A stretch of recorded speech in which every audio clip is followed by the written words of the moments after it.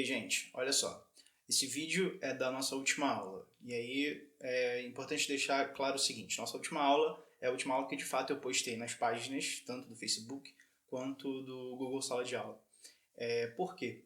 Porque esse vídeo é justamente para eu comentar sobre essas últimas aulas, porque teve aí, a prefeitura falou que durante o lockdown dos feriados a gente não era para postar nada. Então, eu estou apenas seguindo o meu esquema normal, postei a aula, se você copiou no seu caderno, se você tem ela, salva o link lá. Esse vídeo serve como comentário dessa aula que eu postei. Então, sem ter que me explicar mais, se você não lembra o conteúdo, eu sei que às vezes pode ter ficado um tempo muito longo entre o vídeo de explicação que é esse e a aula, dá uma voltada, lê um pouco, tenta entender de novo e volta para o vídeo. E aí é o seguinte, esse vídeo é sobre a ordem das palavras, word order. E aí a gente vai estudar especificamente como é que a gente vai juntar o nosso conhecimento de cognatos junto do conhecimento de terminação e início das palavras, né, os sufixos e prefixos, são matérias que a gente já tá vendo. E agora mais um tópico específico, que é a ordem das palavras, ou seja, como é que as palavras se organizam em língua inglesa. E aí, dentro do texto da explicação da matéria, tinha lá escrito o seguinte: muitos alunos me perguntam às vezes, por que em inglês é tudo ao contrário? Por que em inglês a gente escreve, em português dessa ordem e no inglês a gente inverte todas as ordens? Não é bem assim, não é que a gente inverta tudo, mas é importante você pensar no seguinte: a gente, lá na aula, eu falei de um conceito que é pré-modificação e pós-modificação. Então, como é que funciona isso? Eu não quero que você fique decorando esses nomes, eu quero que você entenda como é que funcionam as duas línguas, português e inglês, especificamente a língua inglesa, para que daqui para frente, quando você for ler textos, as coisas comecem a ficar mais fáceis com esses conhecimentos acumulados, de cognatos, de sufixos, prefixos e de como que funciona a organização das palavras nessa língua. Não é nada muito complicado, é apenas a primeira vez que você consegue entender, pronto, o resto vai ficar mais fácil. Então, eu dei alguns exemplos. Eu vou começar com o exemplo da caneta azul.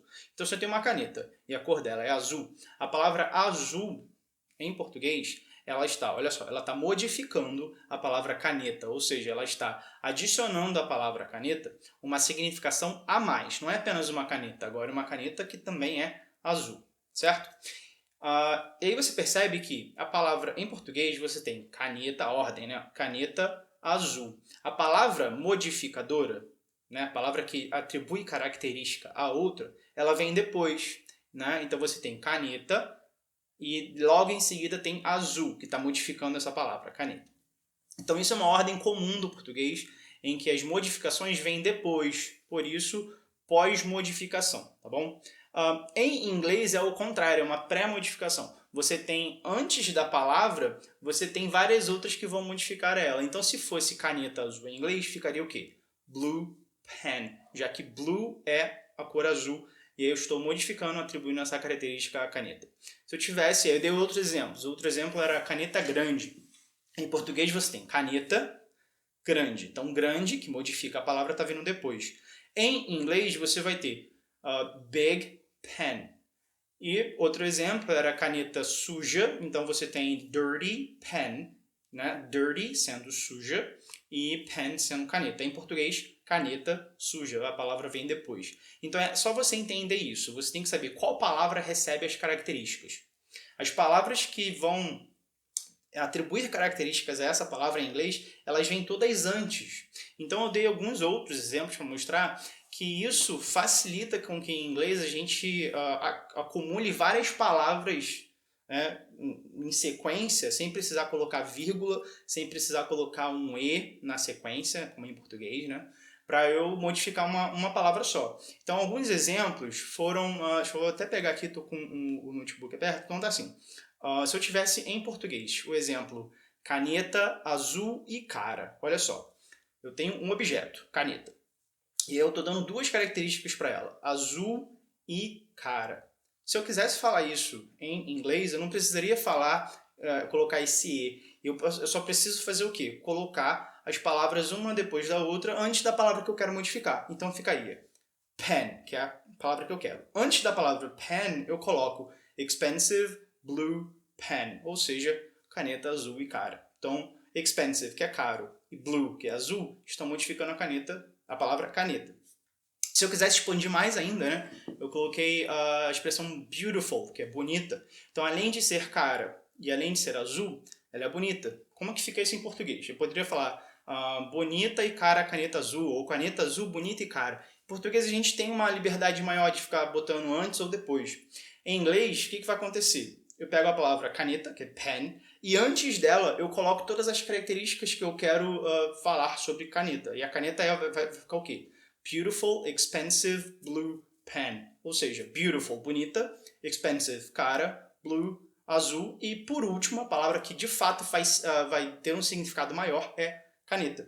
Então, quando você estiver lendo textos em inglês e você começar a perceber que tem uma sequência de palavras e aí você vai traduzindo isoladamente, uma por uma, e não está fazendo sentido, vai na última palavra da sequência, vê se você vai na última palavra, se você vai voltando algumas palavras antes dela, você vai perceber que muitas das vezes isso é uma pré-modificação que está acontecendo, ou seja, é exatamente isso, é você começar a perceber que em inglês não é exatamente que a gente escreva tudo ao contrário, mas todas as vezes que você tem que colocar um adjetivo com o substantivo, e aí dando nome às coisas agora, você vai ter as palavras que dão características ao substantivo, no caso os adjetivos, vêm antes dele. Então, se eu quero falar que a minha camisa é preta, então eu não vou colocar shirt black.